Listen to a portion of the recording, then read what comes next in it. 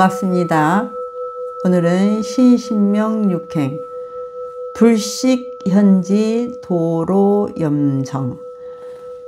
불식현지에서 거물현, 천자문에서 하늘천 따지 거물현으로항 그러죠. 거물현은 하늘빛을 나타낼 때 거물현을 씁니다. 우리는 지금 당장에 그 시험지에 하늘색이 무슨 색입니까? 그러면 하늘색을 씁니다. 그렇게 배웠거든요.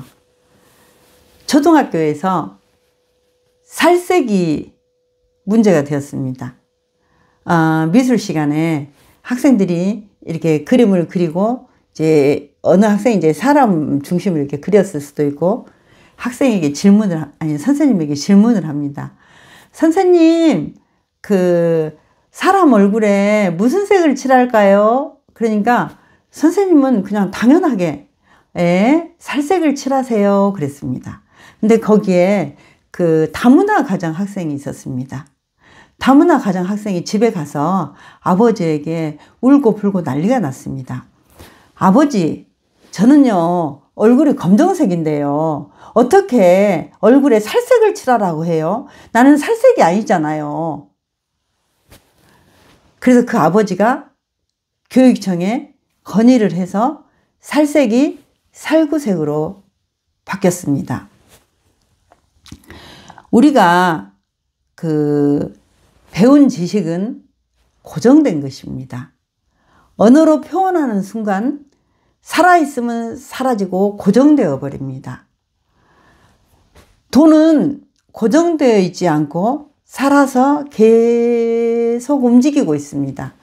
그래서 그 흐르는 물과 같다 그러잖아요. 흐르는 그냥 물은 이렇게 흘러가듯이 그처럼 흘러간다. 현황색도 색이 없습니다. 우리는 한 번도 그 하늘의 본 바탕을 본 적이 없는 것입니다. 우리들에게 보이는 하늘은 검은색, 밤에는 검은색이잖아요. 그리고 그 해돋이를 가면 아주 태양이 올라오면서 하늘의 온 천지를 붉은색으로 이렇게 물을 들이잖아요. 그리고 뭐 하늘색, 회색 이렇게 계속 변화해 가면서 그 색이 이렇게 순간순간 바뀌거든요. 색을 눈으로 잡고 언어로 딱 표현하면 죽은 것입니다. 언어와 사물이 둘이 되는 것이죠. 거물현, 색이 없다 그러니까 그럼 무채색이요? 그럴까봐 그 뒤에 현지, 뜻이죠. 불식, 아니불, 알식. 우리가 아는 것으로 또는 우리 뜻으로는 도저히 알 수 없습니다. 현묘합니다. 보고 듣고 느끼는 온갖 것이 여기에서 나옵니다. 우주 만물의 고향입니다. 볼 때도 들을 때도 말할 때도 모습, 소리, 언어가 아니라 도를 이야기하는 것입니다. 우리가 볼 때는 하늘, 구름, 바람, 먼지, 하늘색, 빨간색, 회색 이렇게 따로따로 나눠진 것처럼 보지만 도는 하늘, 구름, 먼지, 태양, 무슨 색 할 것 없이 온통 하나입니다. 따로 있을 수가 없습니다. 밝음이 오면 어둠이 사라지잖아요. 어둠이 오면 밝음이 사라지는 것처럼 계속 흘러가는 것입니다. 모든 것을 드러내면서도 자기는 꼼짝도 않고 볼로 생겨남도 없고 사라짐도 없이 언제나 여여합니다. 여여, 같고 같다. 어떤 모습을 보든지 어떤 색깔을 보든지 어떤 느낌을 느껴지든지 끊어지지 않고 항상 같고 같습니다. 평등합니다. 만약에 보는데 내가 본다면 볼 때 숨을 쉬면 안 됩니다. 손을 움직이도 안 됩니다. 내가 한다면 하나밖에 못 하잖아요. 그런데 내가 여럿을 함께 하려면 몸이 하나인데 신출 기물도 아니고 두 개를 막 같이 하면 이게 막 산만하겠잖아요. 엉키고 설켜서 막 할 수가 없습니다. 그런데 보고 듣고 느끼고 행동하고 손도 움직이고 발도 움직이고 숨도 쉬는데 하나도 엉키지 않고 다 드러내는데 질서정연합니다. 승찬 스님은 하늘을 이야기하시는 게 아니고 도를 가리키고 있습니다. 승찬 스님이 가르치는 지극, 중생의 극점은 깨달음입니다.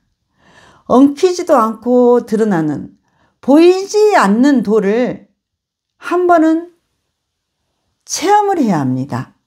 체험하지 않으면 법문은 법문이고 나는 나입니다. 그 법문이 현실이 될 수가 없습니다.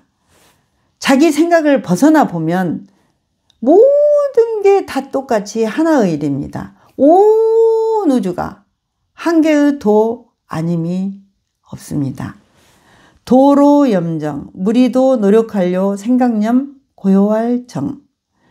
무리는 동아리나 보병부대처럼 집단을 말합니다. 많은 사람들이 노력을 해서 고요를 만들려고 합니다.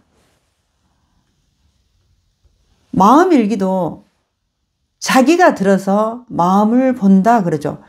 그 마음일기를 잘 쓰시는 분들은요, 정말 노력을 많이 하신 것입니다. 그냥 1, 2년 하신 게 아니에요. 저희 교도님들이 마음일기 지도사가 3분입니다. 이분들은 몇십 년을 해서 정말 경계에 그 마음일기로 마음을 정말 잘 다스립니다. 그리고 부지런합니다.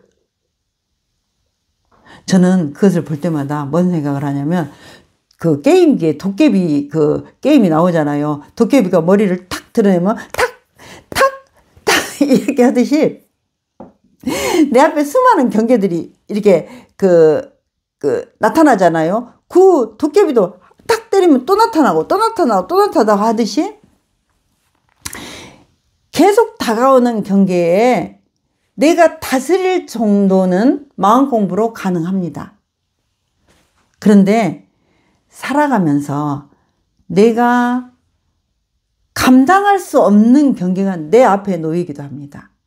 그럴 때 다 무너지고 쓰러집니다. 왜 그럴까요? 방향이 다르기 때문입니다. 자손도 내가 들어서 복잡한 마음을 하나로 모읍니다. 어떤 분이 자선 강연을 하면서 자선을 하면 어공에 단전 점만 지키고 아무것도 없다고 그랬습니다. 그러면 그 허공을 아는 내가 있고 단전에 점이 박히는 허공이 있네요. 둘이죠. 내가 사경을 열심히 합니다. 날마다 사경에 마음을 모읍니다. 저도 정전에서부터 성가까지 10번을 완판을 했습니다. 다른 분들은 모르겠지만 저는 그 사경 정말 열심히 했거든요. 1, 2년에 안 끝납니다. 10번 1, 2년에 안 끝납니다. 저는 그렇습니다. 거기에 깨달음이 없습니다. 우리가 노력을 통해서 내가 애를 쓰고 목표를 정해서 도달하려고 하면 노력은 정상에 오르는 길이 사방팔방으로 뚫려져 있습니다. 그 산 위를 도착하려고 온갖 방법을 동원하고 온갖 장비를 동원해서 그 산 꼭대기에 오르려고 하는데 아무리 노력을 해도 내가 들어서 하는 것은 한계가 있고 테두리가 있어서 모습 없는 산 꼭대기에 언제 오를란가는 모르겠지만 오르기가 쉽지는 않습니다. 올라도 제 자리이거나 산 중간쯤에 올라져 있습니다. 올랐는가 하면 제자리고 올랐는가 하면 제자리고 오랜 시간 하루도 빠지지 않고 자선을 했는데 남은 것이 없습니다. 열반의 길에 생사를 알 수가 없습니다. 평생을 수행을 했는데 내가 돌아가는 길을 모르니까 참 안타깝습니다. 어떤 교도님은 만일 기도를 결제를 했다고 저에게 자랑스럽게 자랑을 했습니다. 내가 잘 가고 있는지 공부 방향을 돌아볼 필요가 있습니다. 그런데 저는 그 자랑하는 그분에게 반대 방향으로 가고 있습니다, 이 말을 못했습니다. 상이 가득 차 있기 때문에 그쪽이 아닙니다라고 말을 할 수가 없었습니다. 위가 너무 높았습니다. 도는 위, 아래가 없습니다. 깨달아 보면 더 이상 오를 것도 내릴 것도 없이 온통 하나입니다. 나라는 것이 끼어들 틈이 없습니다.